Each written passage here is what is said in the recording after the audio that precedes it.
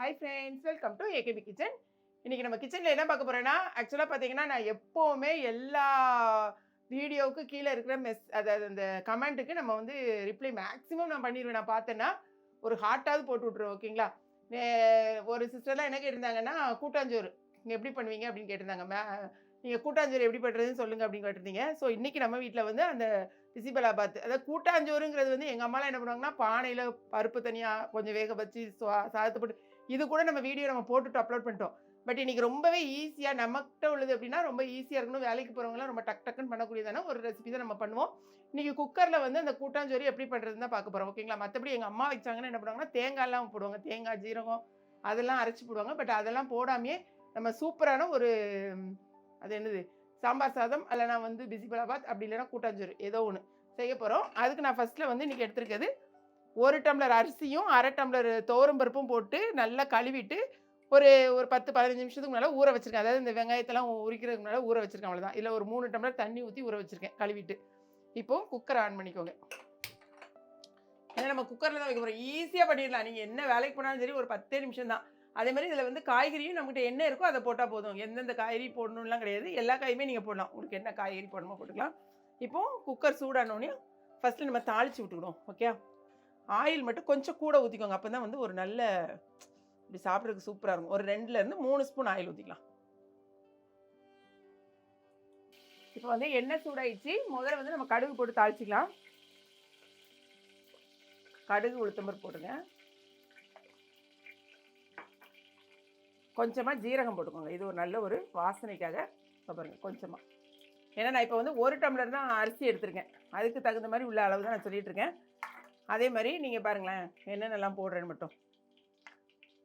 ஒரு சின்ன, அதாவது பல்லாரியில் ஒரு சின்ன பாதி வெங்காயத்தை கட் பண்ணி வச்சுருக்கேன். அதை உள்ளே போட்டுக்கோங்க. கட்டாயமாக இந்த மாதிரி சின்ன வெங்காயம், அதாவது நாங்கள் சாம்பார் வெங்காயம் சொல்ல மாட்டோம், சின்ன வெங்காயமோ அது பெரிய வெங்காயமோ, சாம்பார் வெங்காயத்தில் ஒரு கைப்பிடி அளவு அதையும் முழுசாகவே போட்டுக்கோங்க. வதங்கட்டும். கூடவே கருவேப்பிலை, கழுவி வச்சுருக்கிற கருவேப்பிலை, பச்சை மிளகாய் வாசனைக்காக ஒரு 2 பச்சை மிளகாய் நீளமாக கட் பண்ணி போட்டாலும் சரி, இந்த மாதிரி போட்டாலும் சரி போட்டு இதெல்லாம் ஒரு வதக்கலாம். இந்த வெங்காயம் கொஞ்சம் வதங்கட்டும். அதுக்குள்ளே நம்ம என்னென்ன காய்கறிலாம் கொஞ்சம் நல்லா வதங்கினா தான் நல்லாயிருக்கும். இப்போலாம் உப்பு போடக்கூடாது. கொஞ்சம் வதங்கட்டும். அடுத்து என்ன போடலான்னு பார்க்கலாம். என்னென்ன காய் இருக்குங்கிறத காமிக்கிறேன் பாருங்களேன். முதல்ல வந்து 2 தக்காளி எடுத்து வச்சுருக்கேன். ஒரே ஒரு கத்திரிக்காய் போதும். ஓகே, ஒரு கத்திரிக்காய். என் பிள்ளைங்களுக்கு வந்து உருளைக்கிழங்கு ரொம்ப பிடிக்கும். அதனால் தோலை எடுத்துகிட்டு 2 உருளைக்கிழங்கு, ஒரே ஒரு சின்ன கேரட்டு, வாழைக்காய் ஒரு சின்ன வாழைக்காய், இவ்வளோ தான் நம்ம போட போகிறோம். முருங்கைக்காய் இருக்குது, பட் போட்டோன்னு வச்சுக்கோங்களேன். குக்கரில் வைக்கும்போது நார்மலாக போட்டோன்னா போட்டுக்கலாம். குக்கரில் வைக்கும்போது அது ரொம்ப குழஞ்சி அப்புறம் வந்து குச்சாக குத்த ஆரம்பிச்சிடும். அது ஒரு மாதிரி இருக்கும். அதனால் நான் போடல.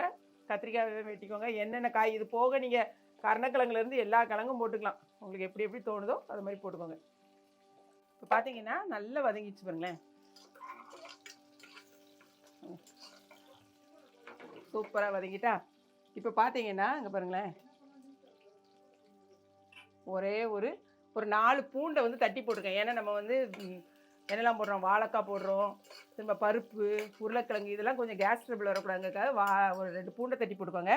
2 தக்காளி நான் எடுத்து வச்சுருந்து பார்த்தீங்களா, இதெல்லாம் கொஞ்சம் பெருசாகவே நீங்கள் கட் பண்ணிக்கோங்க. ஒன்றும் பிரச்சனை கிடையாது. ஏன்னா குக்கரில் வச்சோடனே எல்லாமே நமக்கு நல்லா வதங்கிடும். தக்காளி போட்டோடனே கொஞ்சமாக உப்பு போட்டுக்கோங்க. ஃபஸ்ட்டில் வதங்குறதுக்காக கொஞ்சம் உப்பு போட்டுக்கோங்க. எல்லாம் சேர்த்து ஒரு வதக்குங்க. இதில் பார்த்தீங்கன்னா இந்த ஸ்டேஜில் நான் வந்து இங்கே பாருங்கள் எல்லா காய்கறி இங்கே பாருங்கள், இதை கட்டுங்கப்பா. காய்கறி எல்லாத்தையுமே இந்த மாதிரி கட் பண்ணி வச்சுட்டேன். ஓகே, ஒரு வதக்கி விட்டுட்டு தக்காளி ஒரு 2 நிமிஷம் வதங்கட்டும். இப்போ நம்ம காய்கறி எல்லாமே அது கூட போட்டுக்கலாம். சேர்த்து போட்டு வதக்குங்க.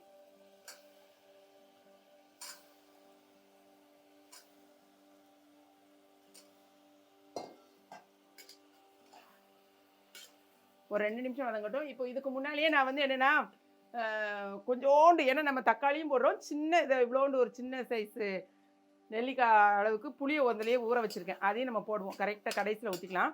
இப்போ லைட்டாக அந்த இதில் வதங்கட்டும். இப்போ ஒரு 2லேருந்து 3 நிமிஷம் வதக்கியிருக்கேன். போதும். இந்த அளவுக்கு வதங்கினாலே இங்கே பாருங்களேன், இந்த தக்காளியும் ஓரளவுக்கு நல்லா வதங்க ஆரம்பிச்சுப்பாங்க. இந்த அளவுக்கு வதங்கினா போதும். இதுக்கு மேலே ரொம்ப போட்டு வதக்கணும்னு அவசியம் கிடையாது. இப்போ நம்ம வந்து காரத்துக்கு தனி மிளகாய்த்தூள் கொஞ்சம் போட்டுக்கலாம். நான் சாம்பார் பொடியும் போட போகிறேன். அதனால் ஒரு சின்ன ஸ்பூனுக்கு 1 ஸ்பூன் வந்து தனி மிளகாய்த்தூள் போட்டிருக்கேன். கொஞ்சமாக ஒரு 1/4 ஸ்பூன் அளவுக்கு. இது நீங்கள் வந்து குழம்பு மிளகாய் தூள் வச்சுருப்பீங்க பார்த்தீங்களா, அது போட்டுக்கிட்டாலும் ஓகே தான். சாம்பார் பொடி இப்போ போட போகிறேன். ஏன்னா சாம்பார் சாதம்னா கட்டாயமாக நம்ம வந்து சாம்பார் பொடி ஆட் பண்ணணும். இது வீட்டிலேயே செஞ்ச சாம்பார் பொடி. சின்ன ஸ்பூனுக்கு ஒரு 1.5 ஸ்பூன் போட்டுருக்கேன், அவ்வளோதான். எல்லாமே நம்ம போட்டாச்சு, பொடி எல்லாம் போட்டாச்சு. சிம்மில் போட்டுக்கோங்க. நல்ல ஒரு வதக்கு. நான் செய்கிற இதே மெத்தடில் செய்யுங்க, அவ்வளோ ஒரு சூப்பராக இருக்கும். மஞ்சத்தூள் அவ்வளோதான்.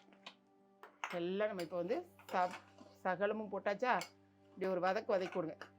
இப்போ என்னென்னா நான் வந்து எடுத்து வச்சுருக்கிறது இங்கே பாருங்களேன், 3 டம்ளர் தண்ணி ஊற்றி நான் ஊற வச்சுருக்கேன் ஃபஸ்ட்லேயே. இந்த பாத்திரம் காணுமா? குக்கர் காணாதோ? அப்படியே ஊற்றிடுங்க. காணாது போலப்பா, தண்ணி நிறைய ஊற்றினா தான் நல்லாயிருக்கும். இப்போ நம்ம 3 டம்ளர் தண்ணி ஊற்றி நான் வந்து ஊற வச்சு வச்சுருந்தேன், நல்லா கழுவிட்டு. ஸோ அதை முதல்ல ஊற்றிட்டேன்னா இப்போ கொஞ்சமாக புளியும் ஊற்ற போகிறேன். புளி கரைச்சி வச்சுருக்கேன், அதையும் நீங்கள் கொஞ்சம் வந்து ஒரு 1/2 டம்ளர் அளவு இருக்கும், அதையும் ஊற்றிக்கோங்க. கட்டாயமாக இன்னும் ஒரு 2 டம்ளர் தண்ணி ஊற்றினா தான் நல்லா இதாக இருக்கும்ப்பா. இப்போ 3 4 ஒரு 5 டம்ளர் தண்ணி ஊற்றினீங்கன்னா உங்களுக்கு கரெக்டாக இருக்கும். ஓகேங்களா? சரி, ட்ரை பண்ணலாம். இந்த குக்கர்லேயே நான் வச்சு முடிக்கிறேன். இப்போ வந்து நமக்கு உப்பு காணாது. ஸோ இந்த அளவுக்கு உப்பு போட்டிருக்கேன். நல்ல ஒரு கொதி வரட்டும், நம்ம குக்கரை மூடிக்கலாம். இப்போ நம்முடைய சாம்பார் சாதம் பார்த்தீங்கன்னா இப்போ நல்லா தகதுங்கன்னு எப்படி பாருங்களேன், நல்லா கொதிக்க ஆரம்பிச்சிருச்சு பாருங்க. நல்லா கொதிக்க ஆரம்பிச்சிட்டா இப்போ இந்த ஸ்டேஜ் நமக்கு சூப்பரான ஸ்டேஜ். ஆனால் ஆக்சுவலாக நான் வந்து ரொம்ப சின்ன குக்கர் வச்சுட்டேன். நீங்கள் வைக்கும்போது கொஞ்சம் பெரிய குக்கராக வச்சுக்கோங்க. இப்போ வந்து மூடிட்டு விசில் போட்டுக்கலாம்.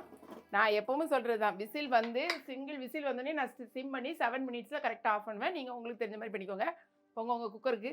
இது வந்து எனக்கு எப்படினாலும் தண்ணி வெளியில் வரும்னு ஒரு பயம் இருக்குது. ஸோ இந்த பாருங்களேன், டிஷ்யூ பேப்பர் இந்த மாதிரி மேலே போட்டு விட்டுறது. ஏன்னா அப்படின்னு வச்சுக்கோங்க, வந்துச்சுனாலும் இதே அப்சர்வ் பண்ணிக்கணும். அதுக்காக இது ஒரு சின்ன டெக்னிக். ஏன்னா நிறைய தண்ணி வச்சுருக்கேன்னா கட்டாயமாக அது வந்து விசிலேருந்து வெளில வரக்கூடாது. வந்துச்சுனாலும் இதோட அப்படி நின்றுட்டோம். இப்போது நம்ம குக்கரில் ஒரு விசில் வர்றதுக்கு வெயிட் பண்ணிவிட்டு ஆஃப் பண்ணதுக்கப்புறமா உங்களுக்கு காமிக்கிறேன்.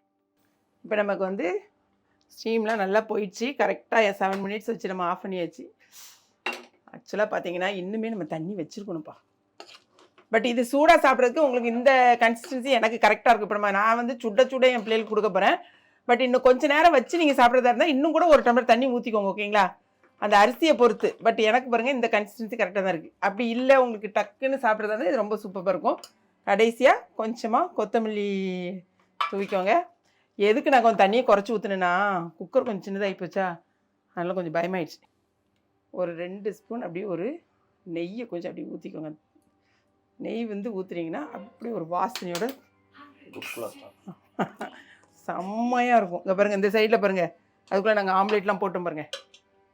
சூப்பராக ஆம்லேட் ரெடி ஆகிடுச்சு. ஒரு அப்பளம், அப்படி இல்லைன்னா பொட்டேட்டோ சிப்ஸு, அவ்வளோதான் நம்மளோட அட்டகாசமான இந்த சாம்பார் சாதம். இதுக்கு வந்து பார்த்திங்கன்னா என்ன பண்ணியிருக்கோம், ஒன்றுமே கிடையாது, வேலையே கிடையாது சொல்லப்போனால். வெறும் குக்கரில் போட்டு நம்ம ஆஃப் பண்ணியிருக்கோம், அவ்வளோதான். நம்ம சாப்பிட்டு டேஸ்ட் பார்த்துக்கலாம். ஓகே, செம்ம சூப்பர். திரும்பவும் சொல்கிறேன், இப்போ வந்து எனக்கு இந்த கன்சிஸ்டன்சி கரெக்டாக இருக்குது. நீங்கள் கட்டாயமாக 1 டம்ளர் வந்து தண்ணி கூட ஊற்றிக்கோங்க, அப்படின்னா உங்களுக்கு ஈஸியாக இருக்கும். நான் குக்கர் சின்னதுங்கிறதுக்காக கொஞ்சம் இதாக வச்சுட்டேன். கூடவே நான் வந்து அப்பளம் பொரிச்சிருக்கேன். ஓகே, இது கூட நீங்கள் பொட்டேட்டோ சிப்ஸ் வேணாலும் வச்சுக்கோங்க. நான் அப்பளம் ஏற்கனவே பொரிச்சு வச்சுட்டேன். இது கூட அப்பளம் வச்சுக்கோங்க. அதே மாதிரி மாங்காய் ஊறுகாய் வச்சுருக்கேன். இது எல்லாமே சூப்பர் காம்பினேஷனில் இருக்கும். இது வீட்லேயே நம்ம செஞ்ச மாங்காய் ஊறுகாவையும் கொஞ்சம் நீங்கள் வச்சுக்கோங்க. சூடாக இருக்குது பாருங்க. இந்த மாதிரி கன்சிஸ்டன்சி இந்த மாதிரி உங்களுக்கு வந்துடும்.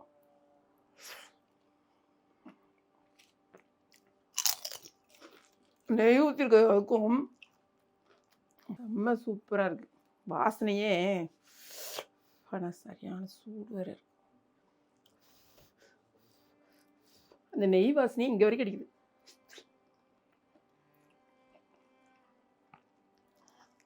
கட்டாயமாக நம்ம சொன்னேன், இதே மெத்தடில் நீங்கள் ட்ரை பண்ணி பாருங்கள், ரொம்ப அல்டிமேட்டாக இருக்கும். திரும்ப திரும்ப நீங்கள் தான் செய்வீங்க. பிள்ளைங்களுக்கு லஞ்ச் பாக்ஸாக இருக்கட்டும், நீங்கள் ஆஃபீஸ்க்கு போகிறவங்களா இருக்கட்டும், யாருக்கு செஞ்சாலும் சூப்பராக இருக்கும். வேறு லெவல்னு சொல்லுவாங்க தெரியுமா, அந்த மாதிரி ரொம்ப டேஸ்ட்டாக இருக்குது. கட்டாயமாக ட்ரை பண்ணி பாருங்கள். வீடியோ பிடிச்சிருக்குன்னு நினைக்கிறேன். பிடிச்சிருந்துச்சுன்னா லைக் பண்ணுங்கள். மறக்காமல் கிளாட் ஃபேஷனையும் ஏகே பிக் சப்ஸ்கிரைப் பண்ணுங்கள். தேங்க்ஸ் ஃபார் வாட்சிங்.